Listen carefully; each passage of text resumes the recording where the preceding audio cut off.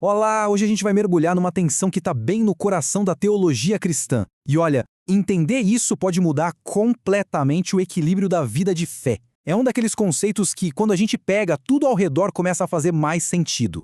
Essa frase aqui resume perfeitamente o que a gente vai explorar. É uma ideia central, um ponto crítico que muitas vezes passa batido.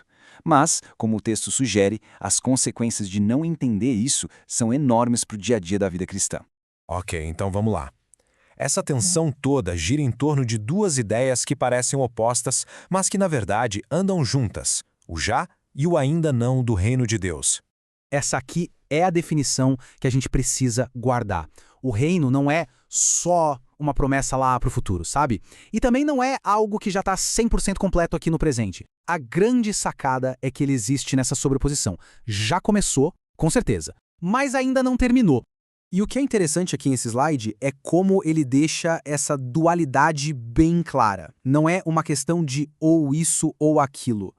É isso e aquilo. O rei já está no trono, seu governo já começou, mas seu domínio ainda é contestado. A gente vive na inauguração, nesse começo, enquanto espera com muita esperança pela festa final, a consumação. E por que esse equilíbrio é tão importante? Porque se a gente pende demais para um lado ou para o outro, acaba caindo em dois erros bem perigosos para uma fé saudável. De um lado, tem a armadilha de achar que o reino é algo só lá para o futuro. Isso transforma a vida cristã numa espécie de sala de espera espiritual, sabe? Onde o que se faz agora não tem tanto peso. Do outro lado, tem o erro de achar que a perfeição já deveria estar aqui, agora. Isso leva a um triunfalismo que não se sustenta e, claro, a uma frustração imensa, quando o sofrimento bate à porta. Então, como é que a gente chegou nessa tensão? Bom, tudo começou quando a vinda de Jesus simplesmente quebrou todas as expectativas da época sobre como o reino de Deus ia aparecer. A mentalidade da época era bem linear. O mundo como ele era ia acabar e aí, pá, começaria a nova era de Deus, de forma total e imediata. Mas Jesus fez algo completamente diferente, muito mais radical. Ele não acabou com a era presente, ele fez a era futura invadir o nosso tempo. A eternidade tocou o agora.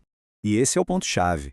Essa invasão do reino na história acaba com qualquer possibilidade de ficar em cima do muro. Ela força uma decisão. Aquele tempo de uma religiosidade confortável simplesmente acabou. Agora a nossa análise dá uma virada importante. Se não dá mais para ser neutro, o que acontece com quem tenta ficar em silêncio? A resposta é surpreendente. Na presença do rei, o próprio silêncio vira uma forma de rebelião. Essa citação nos leva direto para um dos exemplos mais fortes da Bíblia sobre esse tema, o episódio do bezerro de ouro. Ele funciona como um grande modelo para a gente entender o pecado da passividade. E esse gráfico aqui, nossa, ele escancara o problema, né? Pensa bem, a questão não foram os 3.000 que ativamente construíram e adoraram o ídolo. Não, o problema de verdade foi a esmagadora maioria, quase todo mundo ali, que simplesmente não fez nada. Não confrontaram, não se opuseram, não tomaram partido. Ficaram quietos. Então, a conclusão é direta e bem desconfortável. O silêncio daquela multidão não foi inocência, foi cumplicidade. A omissão de todo mundo acabou sustentando a rebelião de uns poucos. Fingir que não estava vendo foi, na prática, uma forma de se rebelar.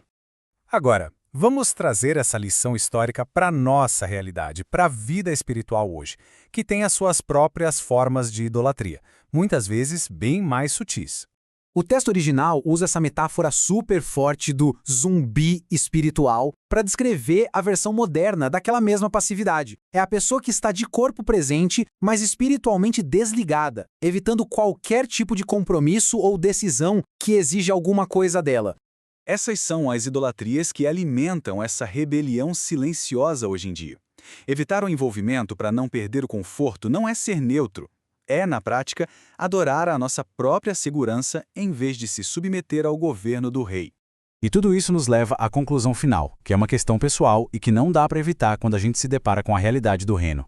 Então a gente volta para a nossa atenção central, mas agora olhando por um outro ângulo. A realidade de que o reino já chegou nos força a escolher um lado, a tomar uma posição.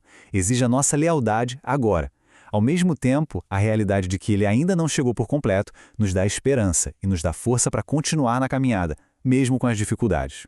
E é com essa pergunta que a gente encerra. Uma pergunta que fica ecoando, né? O reino não foi anunciado para criar uma plateia, mas para convocar súditos. A presença do rei muda tudo, transforma qualquer lugar num campo de decisão. E onde o rei está, bom, a neutralidade deixa de ser prudência. Ela vira uma rebeldia silenciosa. A questão que fica é qual papel cada um decide assumir nessa história.